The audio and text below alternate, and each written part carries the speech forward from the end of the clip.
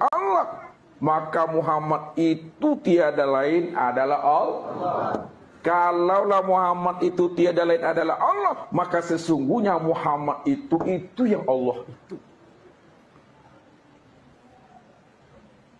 Itu yang dikatakan Allah dengan Muhammad, Muhammad dengan Allah tidak pernah berpisah cerai dia. Itu diri dengan namanya, diri dengan sifatnya, diri dengan wujudnya, tidak pernah berpisah cerai Bapak Ibu. Ya, makanya orang ahli thariqat, ahli tasawuf, dia bukan mengingat lapas Allah, dia bukan mengingat tulisan Allah, tapi dia betul-betul mengingat diri yang bernama Allah. Muhammad itu juga yang bernama Allah. Allah namanya Muhammad wujud. Jelas? Bukan Muhammad jadi Allah. Allah itu cuma nama. Wujudnya itu adalah Muhammad. Rupanya jadi insan itu sebenarnya Muhammad. Muhammad itu sebenarnya wujud Allah. Wujud Allah. Asa. Ini asa 3 in 1. Ya kebahasa keluarnya nih. Ya Pak. Allah itu nama untuk Muhammad. Nama puji untuk Muhammad. Muhammad itulah wujudnya Allah. Allah dengan Muhammad, Muhammad dengan Allah itu satu, tak boleh dipisah ceraikan. Ya. Allah itu zat, Muhammad itu sifat. Jadi untuk memandang zat, pandanglah kepada sifat. Sifat itu. Kata Siti Aisyah, Nabi mengawini aku pada saat aku berusia 6 tahun dan berhubungan intim dengan aku pada saat aku usia 9 tahun. Ini hadisnya sahih Bukhari dan Muslim. Biasanya ketika disebut begitu maka jadi sahih. Kata Siti Aisyah, Nabi mengawini aku pada saat aku berusia 6 tahun dan berhubungan intim dengan aku pada saat aku usia 9 tahun. Ini hadisnya sahih Bukhari dan Muslim. Biasanya ketika disebut begitu maka jadi sahih.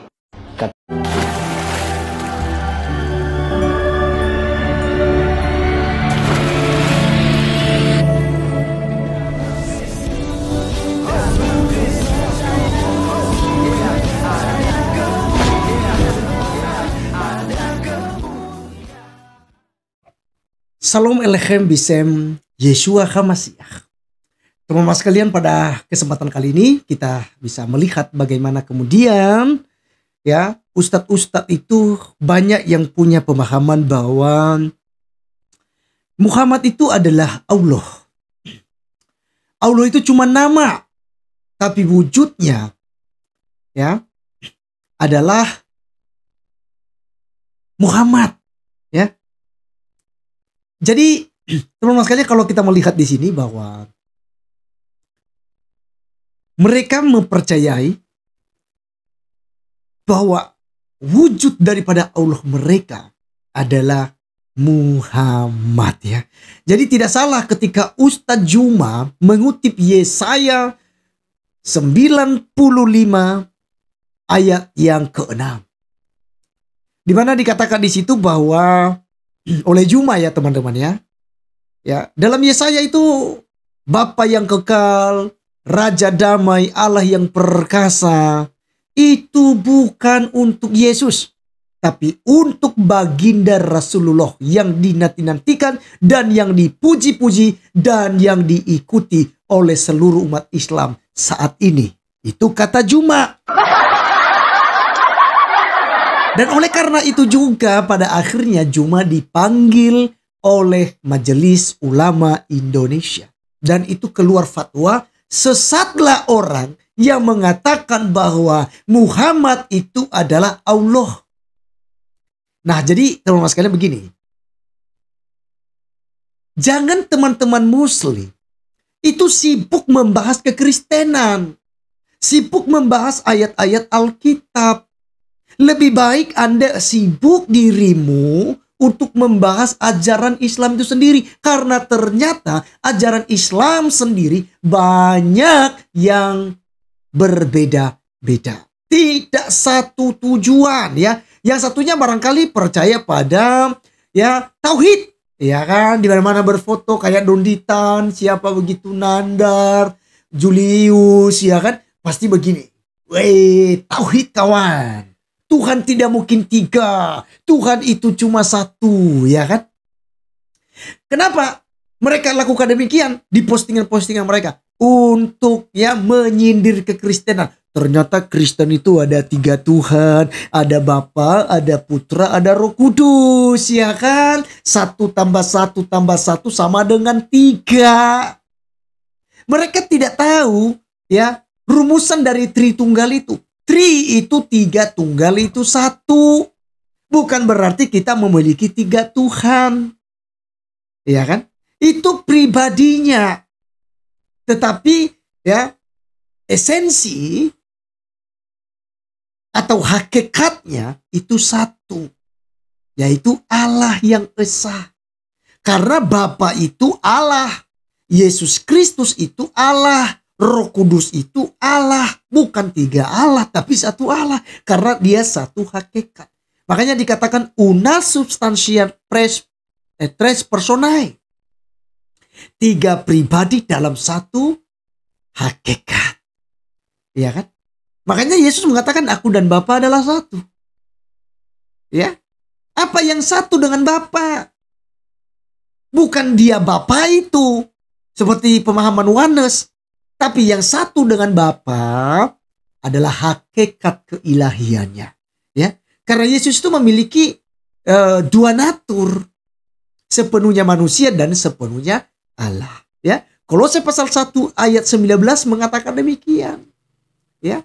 Di dalam dia ya berdiam secara jasmania seluruh kepenuhan kealahan. Kolose 2 ayat yang ke-9.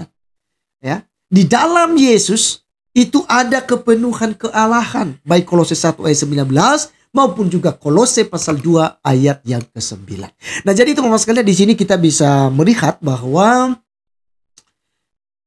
teman-teman Islam, ustadz-ustadz ya yang kita bahas ya di channel ini ya rata-rata sibuk mengurusin kekristenan, tapi mereka lupa untuk mengurus ajarannya sendiri ya. Sehingga ketika muncul seperti Bang Laskar, Edis TV, Christian Prince, ada Bang Erben, ada adik Melia Elia Myron, ya kan? Ada Timotius Al-Awal, ada Ibu Sofiatul, ya. Ada banyak teman-teman Kristen yang muncul kemudian, oh mereka kepanasan. Mereka menuduh itu menista agamanya. Ya kan? Baru muncullah bahasa lakum dinukum waliyadi. Agamamu, agamamu, agamaku, agamaku. Jangan ganggu Islam. Ya kan? Itu baru muncul. Tapi sebelum kekristenan bersuara, sebelum kekristenan itu berapologet, ya, berani bunyi, berani bersuara di media sosial, oh mereka nomor 1 bahas kekristenan. Ya. Dan itu bukan penistaan kawan-kawan. Itu dakwah. Dakwah ya. Nah, ini realita kawan-kawan. Tapi ketika Kristen membahas Islam, penistaan. Tangkap. Geruduk bila perlu. Iya kan? Jangan kasih panggung. Jangan kasih ruang bagi Kristen. Nah, ini perbedaan kita di negara tercinta kita ini. Nah, oleh karenanya teman-teman sekalian, saya berharap teman-teman semua paham tentang apa yang saya sampaikan. Dan kiranya apologet Islam, ya kan, yang mengatasnamakan apologet, sekalipun di Islam sebenarnya tidak ada apologet, ya. Karena itu dari bahasa Yunani apologia, itu adanya punya Kristen dalam 1 Petrus 3 ayat yang ke-15, ya. Jadi teman-teman sekalian, sekian ya apa yang saya bisa sampaikan saat ini. Kiranya hal ini boleh menjadi berkat bagi kita, dan sampai ketemu di video berikutnya. Tuhan Yesus memberkati. Salam.